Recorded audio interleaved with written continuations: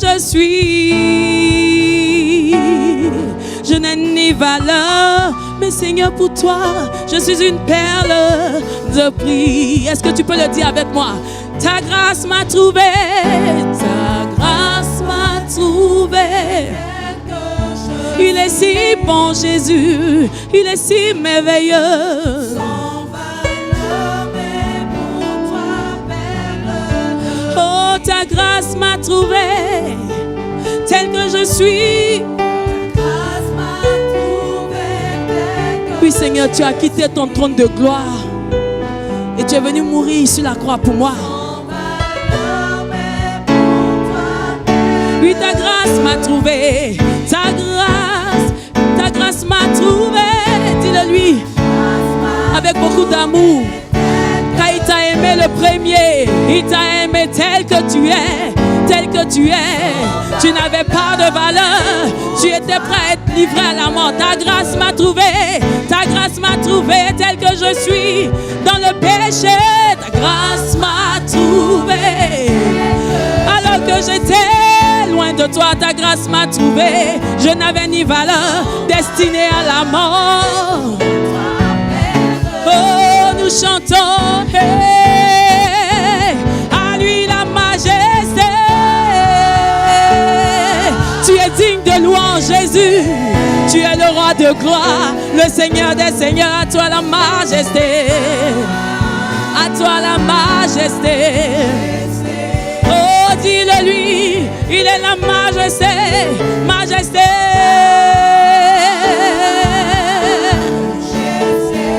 Nous reconnaissons ton autorité, majesté, majesté, majesté. Majesté, majesté, nous crions majesté. À toi la majesté, à toi la majesté, tu en es digne. Majesté. Il profite de ce temps, élève la voix vers la majesté. Élève la voix vers le Seigneur des seigneurs.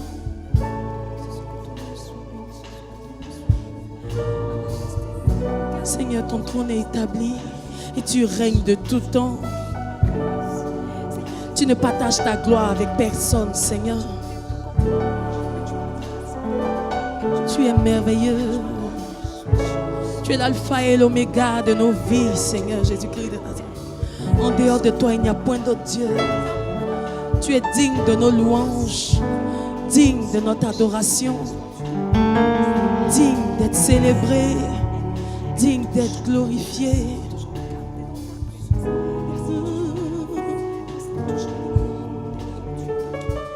Oh Seigneur,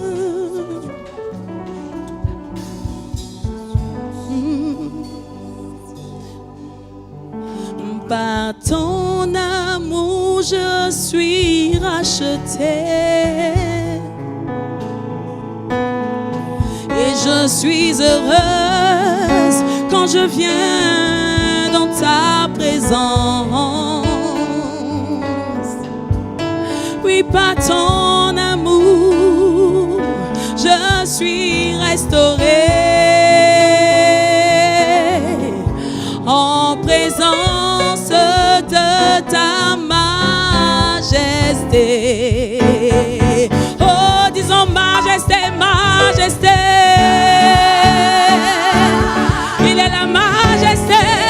Il règne à jamais, son règne n'a pas de fin. Il est Dieu, il est Dieu. À toi la majesté, majesté, majesté. Tu es tellement grand, infiniment grand. Tu es tout puissant, à toi la majesté, majesté. Majesté, disons majesté, majesté, majesté. Est-ce qu'on peut se tenir debout et battre les mains pour le roi des rois, pour le Seigneur des seigneurs, le tout-puissant, il est la majesté. Oh majesté, majesté, à lui la majesté.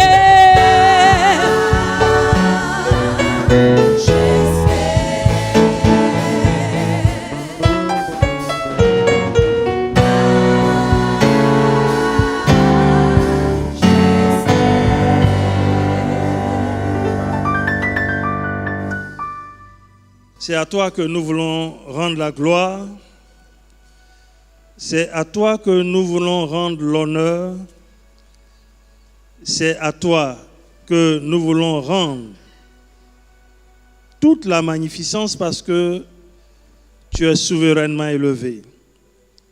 Le psalmiste dit dans le psaume 93 que tu es saint des forces et tu es le Dieu majestueux. Sois élevé, Seigneur. Sois glorifié, Seigneur. Sois exalté, Seigneur. Tu nous l'as encore rappelé dans ta parole il y a quelques jours. Et tu as dit, à qui me comparez-vous? C'est toi qui as sondé la terre. Et c'est toi qui as donné vie à tout ce qui existe. Au point où Ésaïe dit que les nations sont comme une goutte d'un seau d'eau, comme le grain de poussière sur la balance. Tu es souverainement élevé. Merci Seigneur, parce que tu n'as pas de comparable. Tu n'as pas de comparable. Tu n'as pas de comparable. À toi la gloire, au nom de Jésus. Amen. Je vous salue, bien-aimés, dans le nom de Jésus. Et je me réjouis de partager encore la parole de Dieu avec vous sur un autre aspect du temps que nous devions passer ensemble. La dernière fois, nous avions parlé exclusivement de l'esprit de mort sur 2 séances. Aujourd'hui, nous voulons parler de l'esprit des eaux, aussi sur 2 séances, Dieu voulant. Je voudrais rappeler notre introduction de la dernière fois parce qu'elle va être utile pour ce que nous allons dire ce soir. Nous avons bâti notre introduction sur la base de Jean chapitre 10, pour ceux qui se souviennent. Le verset 10, Jésus dit, « Le voleur est venu pour détruire, pour voler, pour égorger ou pour tuer. Mais lui, il est venu pour donner la vie et la donner dans l'abondance, dans la version Louis II. » Et nous avons montré dans cette introduction qu'il y avait 2 programmes. Le programme du Seigneur Jésus, qui est un programme de vie, et le programme du diable, qui est un programme de mort. Et toutes les formes d'alliance dans lesquelles on peut entrer avec le diable, naturellement produisent la mort. Et on a vu la mort à plusieurs niveaux. Ça peut être par rapport à notre marche avec Dieu, notre vie spirituelle, nos affaires, nos relations entre conjoints. Ça peut être par rapport même à nos enfants, à notre santé. Mais on a retenu l'idée selon laquelle, sur la base de la Bible, en regardant Ésaïe 28, que chaque fois qu'on fait une alliance avec le diable, c'est une alliance qui produit des fruits relativement à celui qui en est l'auteur, donc des fruits de destruction et de ruine. L'alliance avec l'esprit des eaux n'échappe pas à cette même réalité. Et ce soir, on va essayer de regarder un peu quelques éléments de la parole de Dieu qui vont nous conforter dans cette approche. L'esprit des eaux est un esprit aussi destructeur. C'est vrai que dans certains ouvrages, bien dans certains propos, on entend parler de la sirène des eaux, d'autres encore parlent de la reine des côtes. J'ai écouté même une fois un prédicateur qui a fait une distinction entre les esprits. Bon, il a dit beaucoup de choses. Donc il y a beaucoup de choses qui peuvent se dire sur cela. Mais ce que je voudrais, c'est qu'on regarde la présence de l'action de cet esprit dans la Bible. Bien souvent pour nous qui avons déjà entendu des personnes ou bien avons déjà vécu des situations, on peut traduire un certain nombre de faits à partir de ce qu'on peut ressentir et dire que ça, c'est l'esprit des eaux qui le fait ou pas. Mais ce qui devrait nous conforter, c'est ce que la Bible dit. Et je voudrais qu'on regarde quelques textes de la parole de Dieu. Le premier, c'est Ésaïe 27.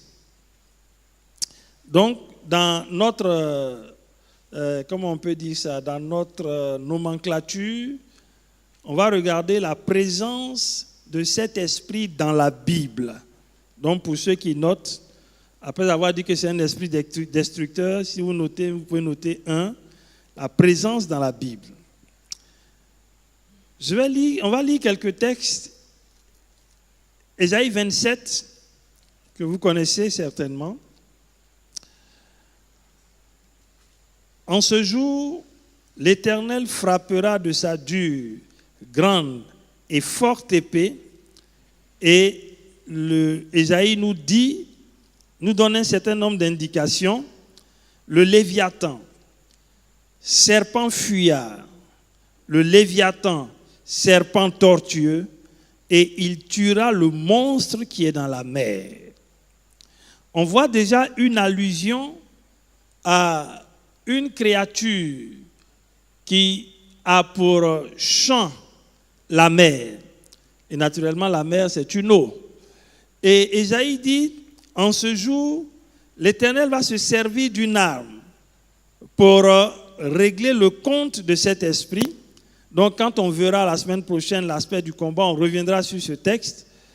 Et je partagerai un témoignage avec vous d'un homme de Dieu que vous avez connu, qui, au cours d'un séminaire, nous a partagé ce témoignage assez édifiant sur cet aspect de cet esprit. Donc, on voit ici dans Ésaïe 27 qu'on fait allusion à un serpent fuyard, un serpent tortueux, qui est appelé aussi le Léviathan et qui se trouve être dans la mer. Dans Job chapitre 3, le verset 8, Job chapitre 3, le verset 8, voici ce que le texte nous dit. Je vais même commencer au verset 1. Ça me permet d'expliquer beaucoup de choses en même temps. Après cela, Job ouvrit la bouche et maudit le jour de sa naissance. Il prit la parole et dit, périsse le jour où je suis né et la nuit qui dit, un enfant mâle est conçu. Ce jour qu'il se change en ténèbres, que Dieu en ait point souci dans le ciel, et que la lumière ne rayonne plus sur lui, que l'obscurité et l'ombre de la mort s'en emparent, que des nuées établissent leur demeure au-dessus de lui, et que de noirs phénomènes l'épouvantent. Verset 6. Cette nuit, que les ténèbres en fassent leur proie, qu'elles disparaissent de l'année, qu'elles ne soient plus comptées parmi les mois. Que cette nuit devienne stérile, que l'allégresse en soit bannie. Verset 8. Qu'elle soit maudite par ceux qui maudissent les jours, par ceux qui savent exciter le Léviathan. Donc, on découvre encore ici qu'il y a des pratiques ou une pratique dont Job fait mention. Et cette pratique a pour point focal le Léviathan. On le verra un peu plus tard dans les manifestations, qu'effectivement, il y a des gens qui trafiquent avec deux éléments importants, les corps célestes et puis les corps marins, pour justement exciter le Léviathan. En d'autres termes, pour donner au Léviathan, à cet esprit, de pouvoir entrer dans des alliances avec des hommes et des femmes. Dans Ézéchiel 29, Dieu, sinon le prophète, parle encore d'une réalité qui concerne cet esprit. Ézéchiel 29, je commence au verset 1, mais c'est le verset 3 qui nous le montre clairement.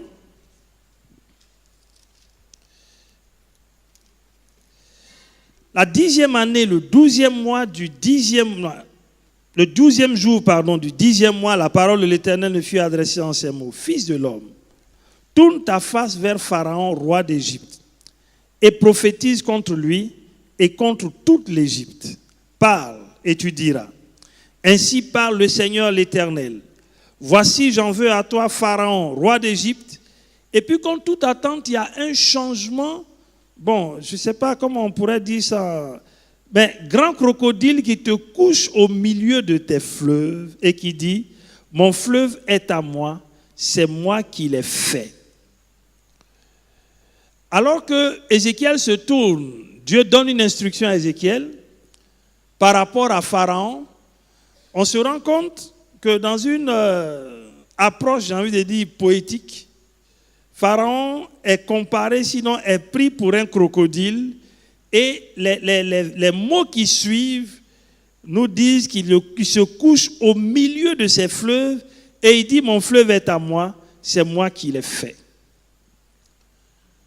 Donc, on peut voir dans la Bible, quand on parle de l'esprit des eaux, on peut voir le Léviathan ou le serpent qui est tortueux ou qui est fuyard. On peut voir le crocodile. Et on verra un peu plus tard dans les manifestations une scène à laquelle Jésus a été confronté lui-même et qui lui a donné d'utiliser une arme redoutable pour pouvoir mener le combat contre ce type d'esprit.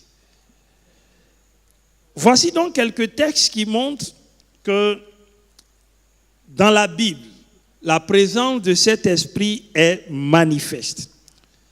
Quel est maintenant, en deux, pour ceux qui notent, le mode d'accès? Le mode d'accès principal, c'est l'adoration des eaux. Et chaque fois qu'on adore une eau, on entre dans une alliance qui peut être formelle ou informelle. Alors, l'alliance formelle, c'est quoi? C'est une alliance qui va se matérialiser bien des fois par des signes, à travers des rituels. Et les rituels vont être des rituels qui peuvent se faire de façon périodique ou bien de façon ponctuelle. Je vous donne le témoignage d'une famille qui est ici à Abidjan. Je le donne très souvent quand je parle de ça. Leur père avait hérité d'un rituel qui concernait toute la famille et qui leur donnait de se retrouver chaque mois de décembre pour partager quelque chose ensemble à Assini. Et il se trouve qu'en le faisant, lui, il savait exactement ce qu'il faisait. Mais les enfants ne le savaient pas. Donc pour eux, c'était une belle occasion. Chaque mois de décembre, toute la famille se retrouve. On immole un mouton, on mange, c'est bien, c'est la fête, etc. Et c'est à la faveur d'une veillée qu'on a faite ici au siège de la Ligue que une des filles de cette famille a été, je ne sais pas comment vous dites ça dans votre langage, mais elle est tombée, voilà, elle est tombée. Et puis, on a décidé de parler beaucoup plus avec elle que de commencer à prier. Et puis pendant qu'elle racontait, elle parlait un peu de la famille, elle a parlé de cet aspect. Et puis le Saint-Esprit a dit, voilà le nœud de leur problème. Et donc on a décidé d'aller rencontrer la famille. On a rencontré le père. Et puis, dans cette famille, je vous ai même raconté ce témoignage, je me souviens, chez le grand frère Akpa. Le père a beaucoup de filles. Et aucune d'elles n'est mariée. Et elles se retrouvent toutes dans la cour familiale. C'est la bonne ambiance, mais aucune d'elles. Il y en a même une qui avait épousé un footballeur célèbre ici en Côte d'Ivoire. Et puis tout s'est gâté. Ils ont eu 2 enfants, tout s'est gâté. Et celle qui vient après celle-là a eu également un enfant sans mariage, hors mariage. Et puis tout le reste, rien. Elles sont belles. Elles fréquentent des communautés, même des communautés évangéliques. Mais à ce niveau-là, rien ne s'est produit. Et donc, quand le Saint-Esprit a attiré notre attention, on s'est rendu compte que il y avait quelque chose qu'il fallait qu'on nous éclaire, qu'on nous donne un éclairage. On a rencontré le Père, et puis, après avoir prié, bien entendu, on lui a dit, est-ce qu'il aime ses filles? Il dit, oui, il les aime. On dit, mais est-ce que c'est un plaisir pour lui que ses filles ne se marient pas? Il dit, non, lui-même, il veut que ses filles se marient, il ne sait pas pourquoi elles ne se marient pas. On dit, Dieu nous a dit que vous adorez une eau, il y a un esprit, l'esprit de Tanoué. Il a pris ses filles là comme ses femmes, ses épouses, et il n'accepte pas que quelqu'un puisse contracter une autre alliance avec elles. Et vous perpétuez un rituel chaque année. On lui a dit ça aussi simplement. Il est resté pendant quelque temps et puis il nous a dit, bon attendez, il s'est levé, il est allé dans tout cas, il est rentré dans la chambre, là, il est ressorti avec une bouteille. Et puis il dit vraiment ce que Dieu vous a dit est vrai. Que voici même un échantillon de l'eau là en question. Qu'en fait, chaque année en décembre, quand on va, c'est pour juste renouveler cette alliance avec l'esprit de Tano. Mais les enfants ne savent pas. Lui, il sait. Et le rituel qui est fait leur donne donc de consolider encore cette présence et cette action. Et il reconnaît que dans la transaction, Tanoé a dit, les filles là sont ses femmes. Et ils ont accepté le principe. Et donc devant les filles qui étaient là, les grandes sœurs et tout ça, la mère, tout le monde tombait des nues. Il a été très coopératif et par la grâce de Dieu, on a prié pour les filles, Dieu s'est glorifié. Aujourd'hui, je vous parle, elles sont toutes mariées, elles ont des enfants, le père même s'est converti, la mère aussi, et puis, bon, il est décédé maintenant il y a quelques années, et puis les deux dernières, il y en a l'avant-dernière est sur le point de se marier, la dernière aussi est dans une relation qui va aboutir bientôt. Donc, on voit que quand l'alliance est dite formelle, il y a des signes et puis il y a des clauses. Et dans les clauses, c'est là qu'on prend des engagements, où on fait des vœux ou des promesses. Et puis, comme on l'a vu l'année dernière, quand on fait une alliance à un autel, c'est des esprits qui sont là et que l'autel a une mémoire. Et comme c'est enregistré comme tel, ils vont donc fonctionner par rapport à ça. Donc, on voit bien ici que l'alliance peut être formelle. L'alliance informelle, c'est laquelle? C'est une alliance dans laquelle nous pouvons entrer, et j'ai pris des exemples la dernière fois sur l'organisation de nos obsèques, là, un peu en Afrique, mais c'est une alliance dans laquelle on peut entrer sans y faire attention, qui n'est pas matérialisée par un signe, par des actes, je veux dire, qui sont des rituels qui prennent toute une forme ou une démarche. Et puis, on y entre sans prêter attention, sans vigilance, et puis ça peut avoir des conséquences sur nous. Je vous ai raconté le témoignage de cette sœur qui, juste dans ses relations amoureuses avec quelqu'un alors qu'elle ne connaissait pas Dieu, ils se sont fait des promesses verbales qu'ils ne se sépareraient plus, que l'un ne trahirait pas l'autre jusqu'à ce qu'il meure. Oui, vous savez, dans nos envolées romantiques, là, il y a des choses qu'on a dites. Et puis, après, elle a rencontré Jésus et elle a dit qu'elle ne veut plus de cette relation. Mais le monsieur ne l'a pas lâchée, malgré tout ce qu'elle a fait. Et puis, à la faveur d'un séminaire, Dieu lui a ouvert les yeux. Et puis, Dieu lui a dit, les paroles que tu as dites là, les paroles là t'ont enlacé spirituellement. Si vous lisez Proverbes chapitre 6, verset 1, vous allez voir que nos paroles nous enlacent, nous lient. Et l'auteur dit même, si tu t'es engagé pour ton prochain, si tu as cautionné, si tu t'es enlacé par les paroles de ta bouche, dégage-toi, comme l'oiseau du filet de l'oiseleur. Ne donne ni assoupissement à tes yeux, ni sommeil, assoupissement à tes paupières, ni sommeil à tes yeux. Mais dégage-toi, parce que tu es tombé au pouvoir de ton prochain.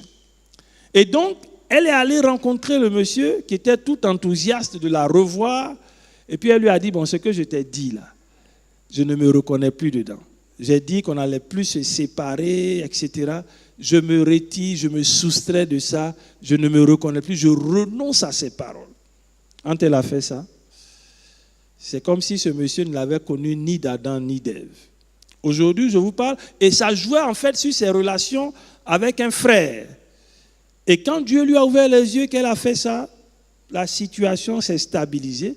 Aujourd'hui, elle est mariée, elle a 2 enfants. Donc, on peut rentrer dans des alliances informelles comme cette autre sœur, aux 220 logements, qu'on a lavé dans une bassine à minuit avec des feuilles. Dans son innocence, elle n'a pas vu d'inconvénient. Or, cet acte qui a été posé lui a donné d'entrer dans une alliance avec un esprit des eaux, qu'il a possédé et qui a fait d'elle sa propriété. Et son père était complice de cette affaire. Et on priait pour elle ici à la Ligue, là, et Dieu a révélé ça, et puis Dieu s'est glorifié. Aujourd'hui, je vous parle, elle n'est plus en Côte d'Ivoire, mais elle est dans une relation qui va aboutir par la grâce de Dieu. Alors qu'elle était là depuis des années, personne. Je vous ai même dit, il y a quelqu'un qui a osé aller vers elle. Je ne sais pas quelle était la nature de la vie de ce frère, mais il est mort. Après cela, plus rien. Mais Dieu va révéler que c'est cet acte qui a été posé là. C'est par là que quelque chose s'est produit. Je me souviens à Bobo, à un camp de la Ligue, une jeune fille, elle a été possédée par un esprit des eaux pendant qu'elle regardait un film.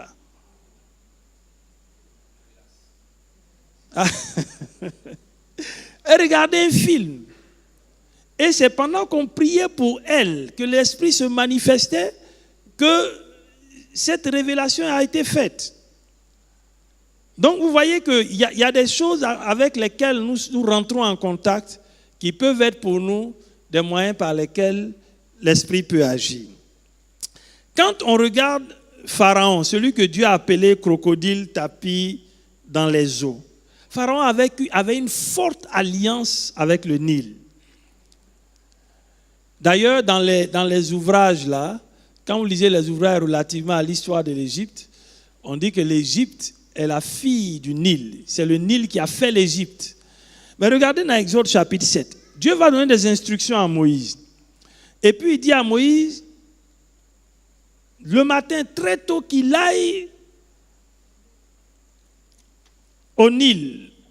Parce que là, il va rencontrer Pharaon. Mais pourquoi Pharaon y allait? Ce n'était pas pour contempler la nature. Exode chapitre 7. Exode chapitre 7, je lis à partir du verset 14.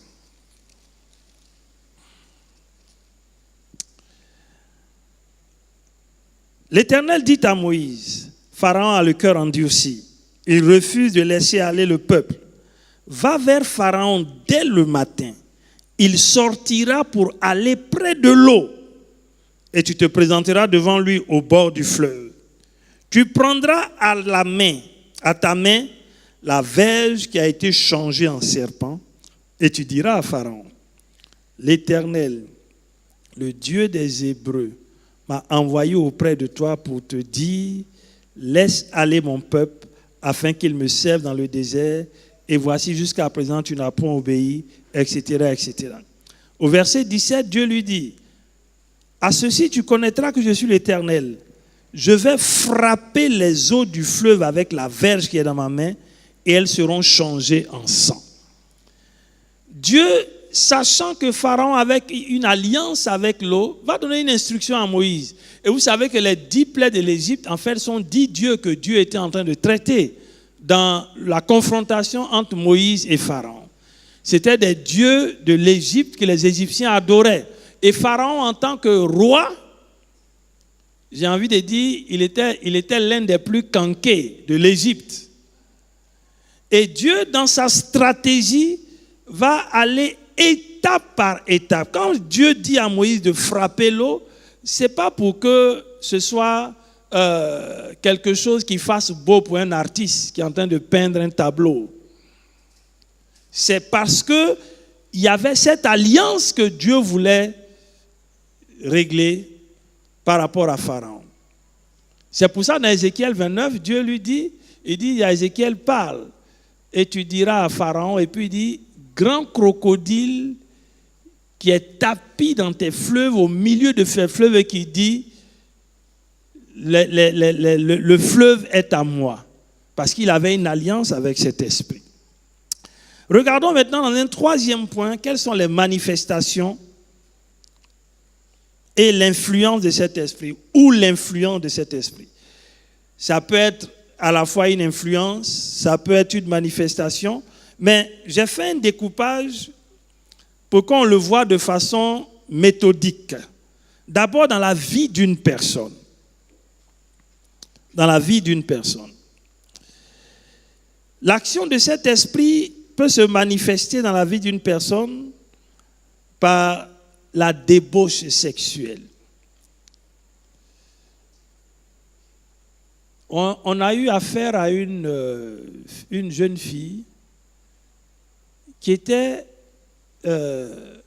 insatiable quant aux relations sexuelles. C'est-à-dire pour elle, elle ne vivait que de ça. Et quand on priait pour sa délivrance, c'était un pacte qui avait été fait avec un esprit des eaux qui rendait la vie de cette fille-là, qui lui donnait d'avoir une vie aussi sale. L'action de l'esprit des eaux agit.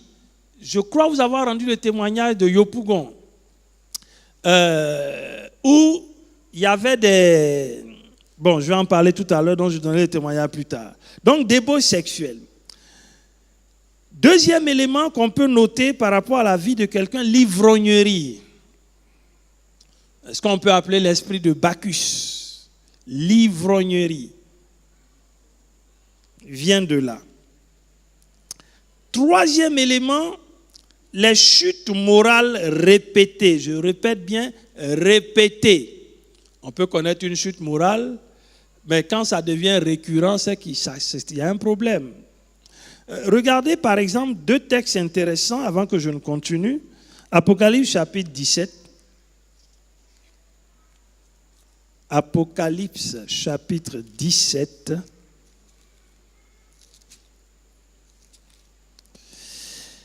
Verset, alors quel est le verset qui va? Verset 15. Ou bien je vais commencer au verset 12. Les 10 cornes que tu as vues sont 10 rois qui n'ont pas encore reçu de royaume, mais qui reçoivent autorité comme rois pendant 1 heure avec la bête. Ils ont un même dessein et ils donnent leur puissance et leur autorité à la bête. Ils combattront contre l'agneau et l'agneau les vaincra parce qu'il est le Seigneur des seigneurs et le roi des rois. Et les appelés, les élus et les fidèles qui sont avec lui les vaincront aussi. Verset 15. Et il me dit, les eaux que tu as vues, sur lesquelles la prostituée est assise, ce sont des peuples, des foules, des nations et des langues. L'image qui est prise ici nous donne de voir que sur des peuples, des nations, l'esprit peut avoir une forte influence. Il y a des peuples, des tribus qui sont réputés être débauchés. Et puis, on aime bien cette expression que moi je refute. Nous, on est comme ça chez nous. Non.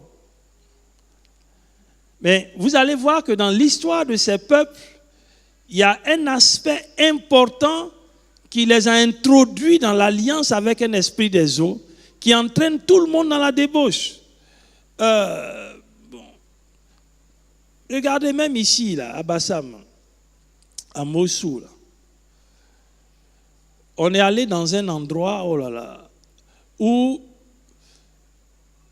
tout le quartier, pratiquement tout le quartier, toutes celles qui y vivent là, c'est des filles de comment on appelle ça, complètement débauchées. Et quand on a fait la cartographie, on s'est rendu compte que en fait, ils ont mis le quartier sous la coupole d'un esprit des eaux. Et le rituel a été fait au bord de la mer. Ça fait que la plupart, la quasi-totalité de ceux qui vivent là-bas, c'est des débauchés. Parce que l'influence là est grandissante sur ceux qui y vivent. Proverbe chapitre 23 nous dit quoi?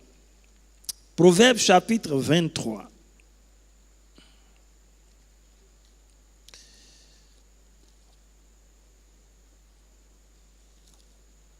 Proverbe chapitre 23, je lis à partir du verset 27.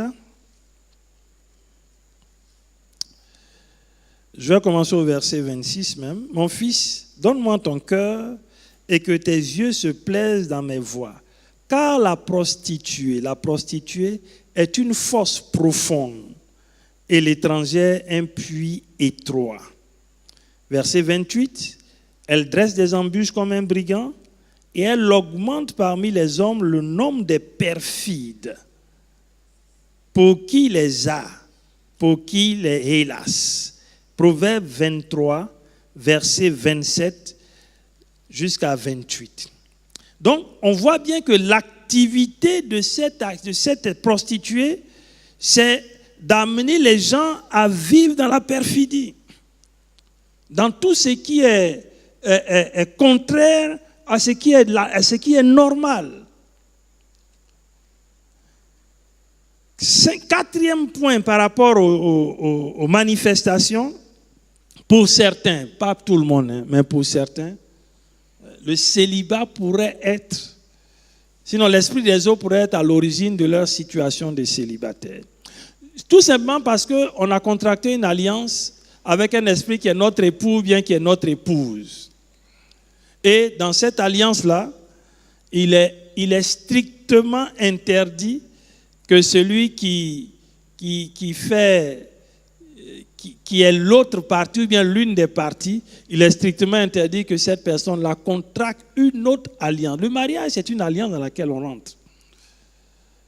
Et donc, il y a des personnes, pas tout le monde, qui sont célibataires juste du fait de cette situation. À San Pedro, on a rencontré une dame comme ça. L'action qui a été menée par ses parents s'est faite dans un cours d'eau. Et puis dans la transaction, la femme a dit qu'elle veut juste une fille. Et puis cette fille, elle la donne à cet esprit. C'est tout. Et puis, on lui a donné un totem de ne pas manger le poisson silure. Et l'esprit qui possédait cette fille s'appelait poisson noir. Et dans la délivrance, poisson noir va se révéler et puis dire que celle-là, elle n'était pas appelée à se marier. Elle ne peut pas se marier parce que voici ce qui a été fait, voici ce qui a été fait, voici ce qui a été fait. Et quand la fille a été délivrée, elle-même, qu'on lui a posé quelques questions, elle a effectivement eu souvenir des choses qu'on lui a dites, mais pas dans ces détails-là. Et elle venait de comprendre pourquoi elle était dans cette situation de célibataire. Puis je vous ai parlé de cette femme la dernière fois, qui dit qu'elle veut avoir juste des petits-enfants. Vous vous souvenez, non? Ah, ne faites pas ça. Si, j'en ai parlé. Hein? Il y a une femme qui a dit qu'elle veut avoir de petits-enfants. Donc elle a demandé, quand elle a fait son deal là, dans l'alliance, elle va avoir une fille qui va lui donner des enfants. Et puis l'esprit, celui qui faisait la transaction a dit, mais si tu as cette fille, c'est l'esprit qui est son mari. Tu es d'accord? Il dit, il n'y a pas de problème. Et puis elle a eu l'enfant, une fille. La fille a grandi, elle a rencontré quelqu'un. Non, je vous ai dit ça. De leur rencontre, ils ont eu 2 enfants. Et puis quand la personne avait décidé de rentrer maintenant dans un processus pour faire la dot et tout ça, la personne est décédée. Sa maman a pleuré avec elle. La situation, le temps a passé, elle a rencontré encore quelqu'un d'autre. Un enfant. Lui, il décide de régulariser sa situation et puis dans le processus aussi, il meurt. La mère a pleuré avec sa fille. Elle a rencontré quelqu'un encore plus tard, un enfant. Ça fait combien d'enfants? 4. Lui, il a passé l'étape de la dot. Il préparait maintenant le mariage, il est mort. La mère a pleuré avec la fille. Maintenant, sa fibre de mère a commencé à la déranger. Et puis elle dit à sa fille, vraiment, je te demande pardon, mais je vais te dire quelque chose. En fait, tu n'es pas appelé à te marier. Parce que ce que j'ai fait pour que je puisse t'avoir, c'était juste pour avoir des petits-enfants. Mais toi, tu ne dois pas te marier. Et c'est comme ça que la fille a réalisé sa situation.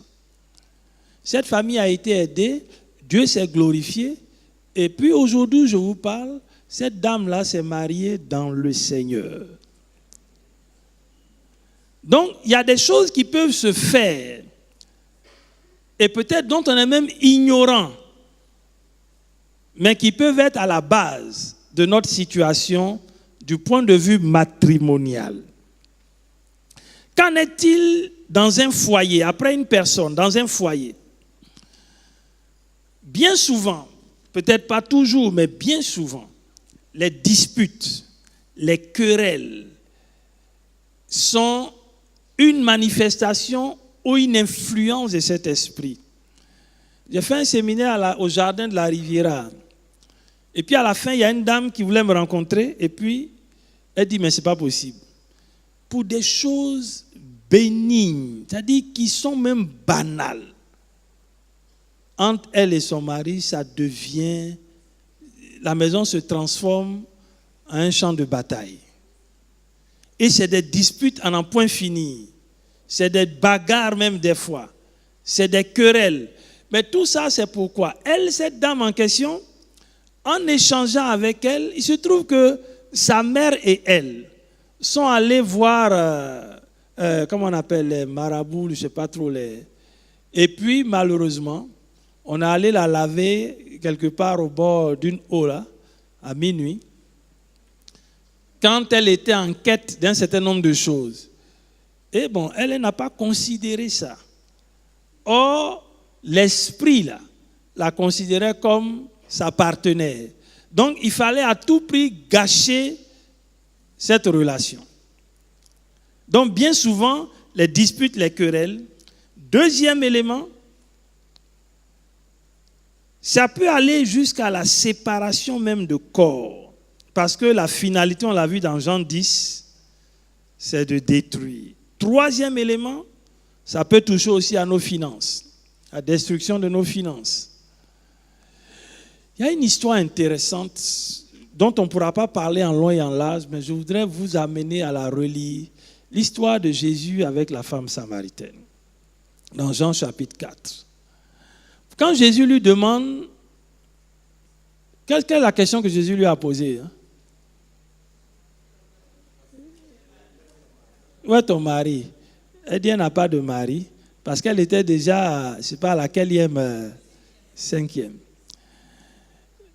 Mais vous voyez, l'histoire de cette femme nous montre combien cet esprit-là peut détruire des générations et des générations. Si vous repartez 700 ans en arrière, vous allez voir que Jéroboam, c'est lui qui a bâti à Bethel un autel pour empêcher que le peuple ne monte à Jérusalem pour adorer et qu'il perde en fait son emprise sur le peuple. Il va bâtir à Bethel et puis à Gad des autels. Et puis, l'autel va polluer la Samarie tout entière. Et cette action de Jéroboam, si vous lisez la Bible, le jour peut-être on va regarder, cette action a eu une incidence sur ceux qui l'ont succédé. Donc sur à peu près 400 ans, cette action a eu une incidence jusqu'à ce que Jésus lui-même rencontre cette femme samaritaine. Et vous allez comprendre pourquoi Dieu dit à un prophète de Juda, le jeune prophète, d'aller crier contre l'autel de Bethel. Mais quand même, Dieu est Dieu. Pourquoi il peut dire à un prophète de quitter Juda jusqu'à aller en Samarie pour crier contre un autel? Mais cette pollution de cet autel a eu une incidence même sur des générations au point où la situation de cette femme était une situation qui était décrite comme une des conséquences ou la manifestation de cette prostitution que Jéroboam a instituée le 12e jour, le 15e jour du 8e mois. Si vous lisez 1 Roi chapitre 12, vous allez voir au verset 32 et 33, la Bible dit de son propre chef, il a institué une fête le 15e jour du 8e mois, bien sûr, de leur époque. Mais il a même établi des prêtres, chose qui n'était pas faisable, parce que les prêtres devaient descendre d'une lignée, de la lignée lévitique. Donc, Jésus va rencontrer cette femme, et puis il va découvrir son état, et son état qui est décrit nous montre bien que cette influence de cet esprit a détruit sa vie. Il a fallu qu'elle rencontre Jésus pour que Jésus la réhabilite et qu'elle soit un canal pour que l'évangile soit annoncé en Samarie. Donc, on peut voir cela. Quatrième élément, toujours dans la manifestation, l'impuissance sexuelle peut venir aussi de là. Pas toujours, mais bien des fois. Parce que, actuellement, où je vous parle, nous sommes en train de traiter un cas de quelqu'un, vraiment d'une, comment on peut dire ça, de bien. Vous le voyez vraiment, il est bien beau, bien correct, il est à l'aise, mais il a un problème par rapport à ça, lié à un esprit des eaux, parce que lui, on l'a marié à Mami Wata. Et dans sa jeunesse, il faisait des choses comme des femmes.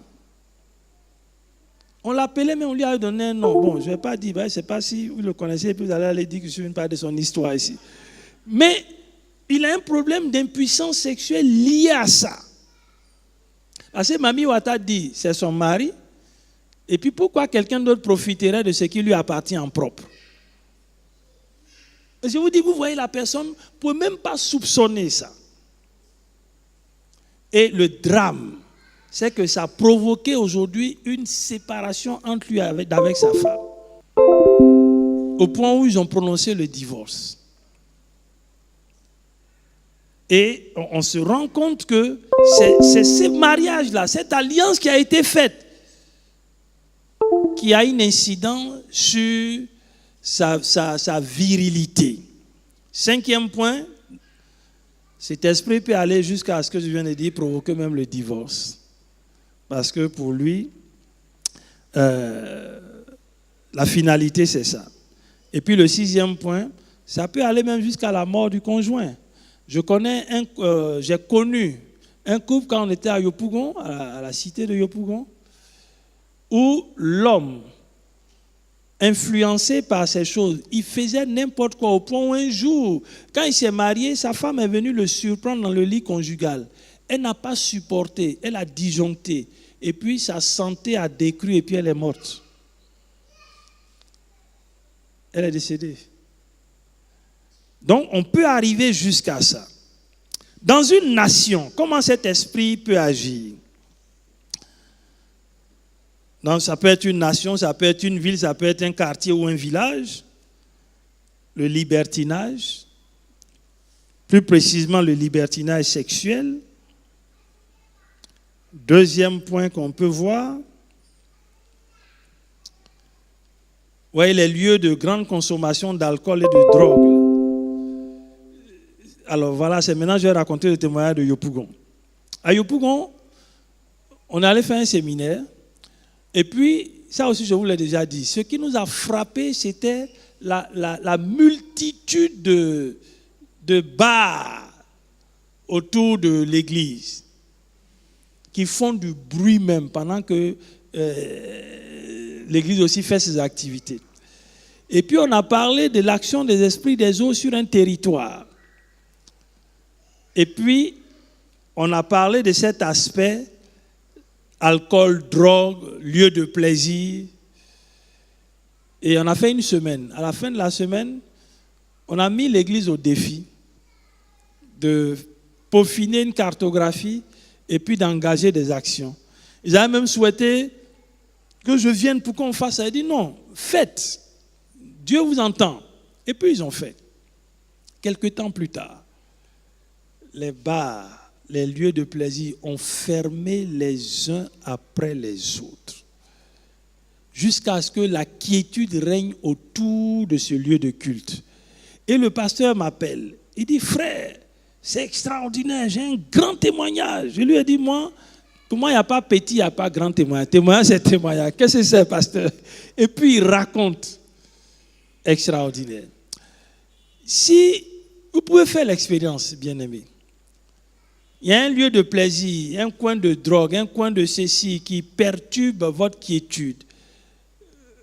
Si Dieu vous donne des orientations, faites. Mais en général, c'est une activité de l'esprit des eaux. Et si vous menez le combat comme Dieu le donne comme orientation, vous verrez des résultats assez intéressants. Troisième point, toujours par rapport à une ville, un quartier ou une nation, la propension des plaisirs mondains.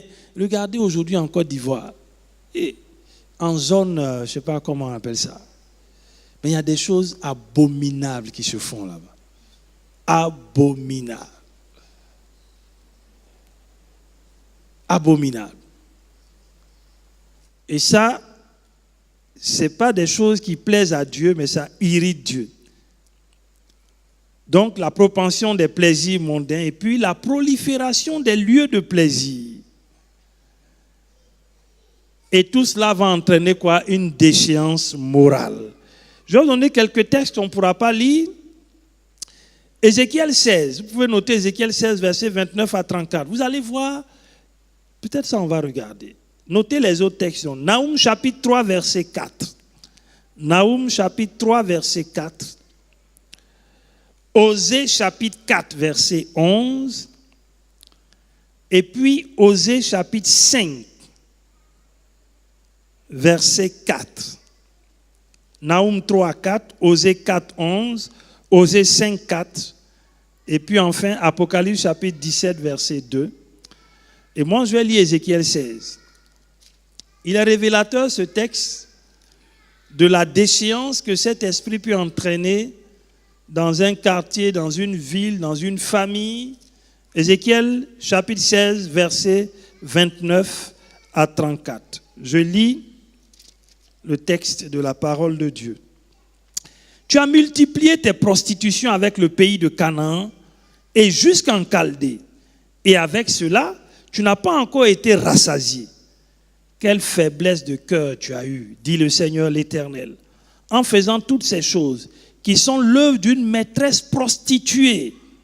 Lorsque tu bâtissais tes maisons de prostitution à l'entrée de chaque chemin, lorsque tu faisais tes hauts lieux dans toutes les places, tu n'as pas même été comme la prostituée qui réclame un salaire. Tu as été la femme adultère qui reçoit des étrangers au lieu de son mari. À toutes les prostituées, on paie un salaire. Mais toi, tu as fait des dons à tous tes amants.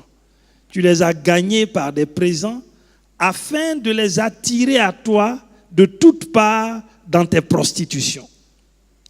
Tu as été le contraire des autres prostituées parce qu'on ne te recherchait pas.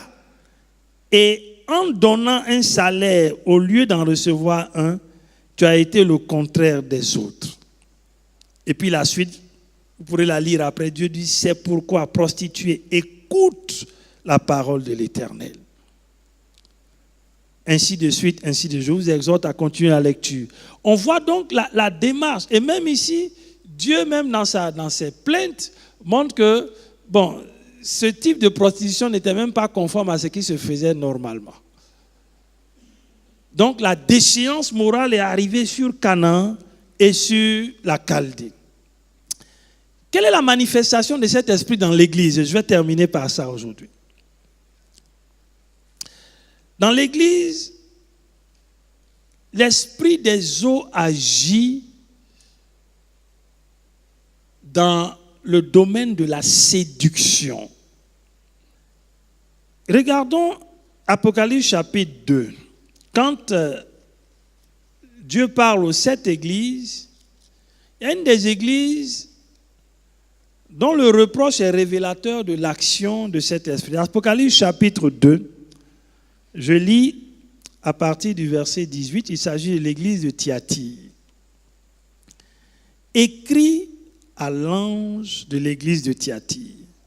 Voici ce que dit le Fils de Dieu, celui qui a les yeux comme une flamme de feu, et dont les pieds sont semblables à de l'airain ardent. Je connais tes œuvres, ton amour, ta foi, ton fidèle service, ta constance et tes dernières œuvres plus nombreuses que les premières. Mais ce que j'ai contre toi, c'est que tu laisses la femme Jézabel, qui se dit prophétesse, enseigner et séduire mes serviteurs pour qu'ils se livrent à l'impudicité et qu'ils mangent des viandes sacrifiées aux idoles. Pour qu'ils se livrent à l'impudicité et qu'ils mangent des viandes sacrifiées aux idoles. Verset 21. Je lui ai donné du temps afin qu'elle se repentît, et elle ne veut pas se repentir de son impudicité.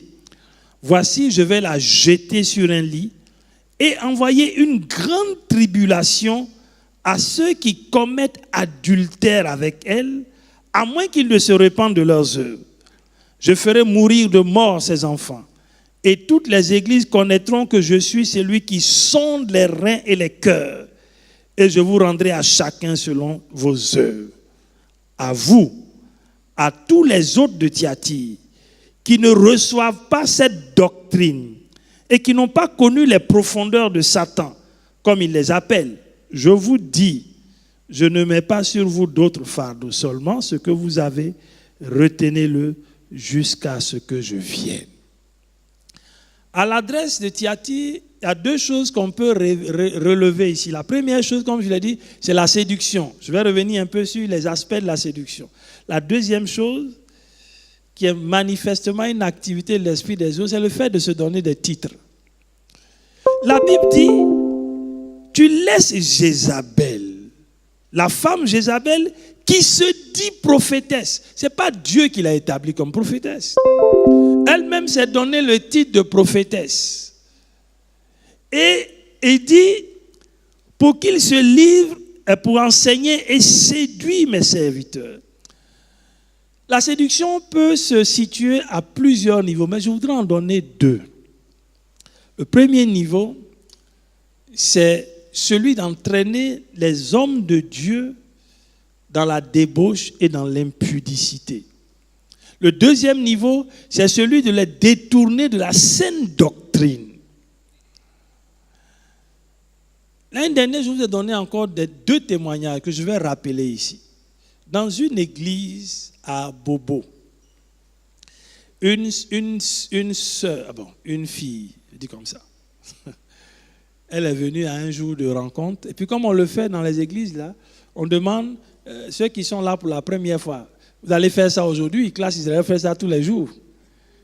Et puis, elle s'est levée comme d'autres personnes. Et puis, on les a accueillis et tout ça. Et puis, elle venait. Quand on demande aux gens de prier et qu'elle se met à chanter, aïe, aïe, aïe, c'est envoûtant. Envoûtant. Donc, elle s'est fait remarquer comme ça. Et puis, petit à petit, elle est rentrée au groupe musical. Quand je vous pose la question, le grand frère, grand frère, où vous asseyez? Est-ce que quand il y a culte, est-ce que grand frère, tu es assis ici? Les pasteurs, ils sont toujours là, à côté des groupes là. Donc, elle est rentrée dans le groupe musical. Et puis, elle chantait. Et puis, la proximité avec les hommes de Dieu, naturellement, lui ont donné de pouvoir rencontrer le pasteur. Et puis, finalement, son pasteur est devenu son papa. Papa spirituel. Un jour, il y a une soeur qui m'a dit, vraiment, frère, il veut que tu sois mon papa spirituel. Ça veut dire quoi? Et puis, papa, elle est rentrée maintenant dans la famille du pasteur. Serviable. Oh, cette fille a été envoyée depuis les eaux pour détruire le ministère de ce pasteur. Et le processus a duré 3 ans.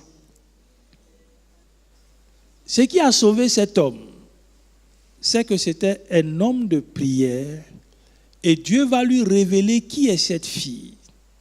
Et il va l'appeler un jour, il lui demande de venir à l'église, ils sont assis et puis il dit, Dieu m'a dit qui tu es et pourquoi tu es venu. Si tu te répands, elle a commencé à pleurer, hein? Pleurer. Quand elle est partie, elle n'est plus revenue. Le deuxième exemple, malheureusement, aujourd'hui je vous parle là, l'église du deuxième exemple là, c'est fermé, c'est devenu boutique.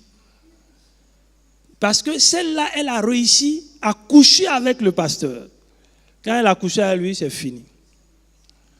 Pourquoi? Parce que ceux qui sont des responsables, ou qui ont la responsabilité d'un peuple, on l'a vu, je sais pas, il y a 2 ou 3 ans, ce sont des portes. Si la porte est bien gardée, tous ceux qui sont dedans, à la limite, ils sont tranquilles. Mais quand il y a des failles dans la porte, ceux qui sont dedans ne sont pas en sécurité. Et l'ennemi cherche toujours à frapper la tête. D'ailleurs, la Bible parle. Quand le berger est frappé, qu'est-ce qui se passe? Le troupeau se disperse. Et dans l'église, il y a des personnes qui ont été envoyées pour ça. Leur patience, vraiment, c'est une école. C'est un exemple à suivre. Parce que l'ennemi prend son temps pour atteindre le but. C'est pour ça qu'il faut qu'on soit vigilant. Bon, je ne dis pas les sœurs qui chantent bien, là, ne les regardez plus, ne les regardez pas. Mais vous connaissez une des chanteuses qui a... Amgueta, ce n'est pas toi. Hein? Il y a une des chanteuses, vous avez connu Mpongo Love. Qui est de l'époque de Mpongo Love? Nous, peut-être c'est les grands frères, là. Mais dites-moi, ma tante, quand elle chantait là, c'était comment? Ah, mais non, tu ne peux pas résister. Mpongo Love, au soir de sa vie, a confessé que le don qu'elle a eu là, elle a pris au bord de l'eau. Il y a eu un rituel qui a été fait, l'esprit même est sorti, et puis il lui a donné cela. Et il a dit, chaque fois qu'elle va chanter, sa voix là, va pouvoir envoûter, entraîner une multitude. Mais elle chantait bien. Demandez à la tante, elle va vous dire, non. Nous, on était petits, on n'était pas... Mais moi, au moins, je l'ai vu. Au soir de sa vie, elle a confessé ça. Belle! Mais quand elle était handicapée, voilà la transaction. Mais belle. Quand elle chante, vous ne pouvez pas résister. Donc, dans l'église, l'ennemi agit dans ce sens pour détruire.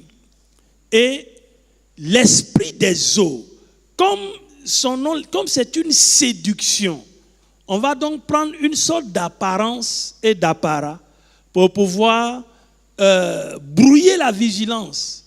Et puis quand le but est atteint, tout s'écroule.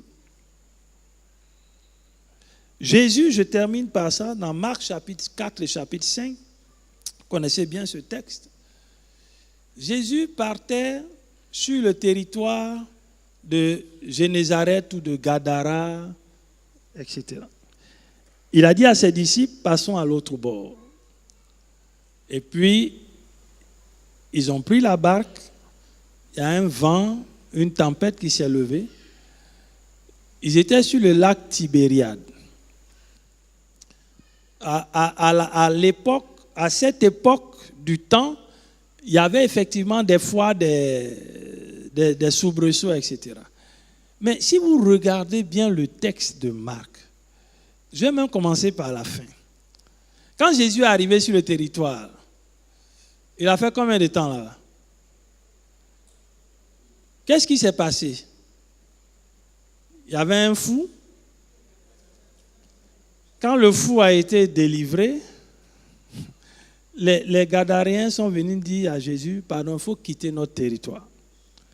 Parce que la quantité de porc qui s'est jeté dans l'eau, là, peut-être que si tu restes ici, toute notre économie va s'effondrer. Mais pourtant, le monsieur était dans tout son bon sens, lucide. Les esprits qui ont demandé la permission de Jésus d'entrer dans les ports se sont jetés dans l'eau.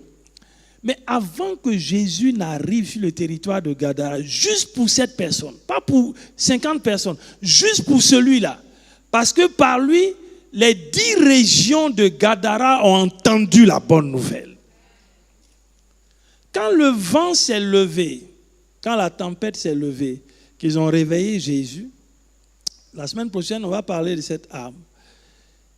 Quand Jésus s'est levé, il n'a pas fait autre chose que d'utiliser une arme redoutable contre l'esprit des eaux. Il a fait retentir sa voix. Le psaume 29 dit, la voix de l'Éternel retentit sur les eaux. L'Éternel est sur les grandes eaux. La voix de l'Éternel fait jaillir des flammes de feu. La voix de l'Éternel fait accoucher les biches. La voix de l'Éternel brise les cèdres du Liban. Jésus s'est levé. Il savait exactement comment on peut dire ça, l'origine de cette activité. La Bible dit, il s'est levé et puis il a dit, silence, tais-toi. Et puis la Bible dit, aussitôt, tout redevint calme. Ils étaient nous, on avait commencé d'abord par dire, Dieu de Jacob, Dieu d'Israël, Dieu d'Abraham. C'est fini? Ou bien dans notre peuple, la Rokobo, Shakabara. Jésus savait qu'est-ce qui était derrière ça. Il a utilisé l'arme appropriée. Il a fait retentir sa voix. Tout est redevenu calme. Quand il est allé sur le territoire de Gadara, les esprits qui sont entrés dans les ports là, se sont jetés où? Dans cette eau. Donc, on comprend que l'esprit des eaux peut se mettre au travers de notre marche avec Dieu pour nous empêcher d'arriver à bon port. Et les activités que cet esprit mène, justement, sont des activités qui vont nous amener, comme on l'a vu pour l'esprit de mort, de nous poser des questions, mais au fond, mais moi-même, qu'est-ce que je fais ici? Je ne suis pas marié, personne ne me regarde, on ne me salue même pas, malgré tous mes sourires. Bon, on dit Jésus, il n'y a rien pour moi, mais ça veut dire quoi? Si c'est comme ça, il vaut mieux même que je retourne. Parce que le but du diable, c'est de nous détruire. Et si nous ne prenons garde, nous pouvons entrer, nous pouvons suivre cette ligne qui va nous amener finalement à la mort. Et tous ceux qui ont trafiqué, bon, trafiquer c'est trop dit parce qu'on ne savait pas, ceux qui ont appartenu à des religions qui se mettaient en blanc, qui sont dans les cieux mais sur la terre,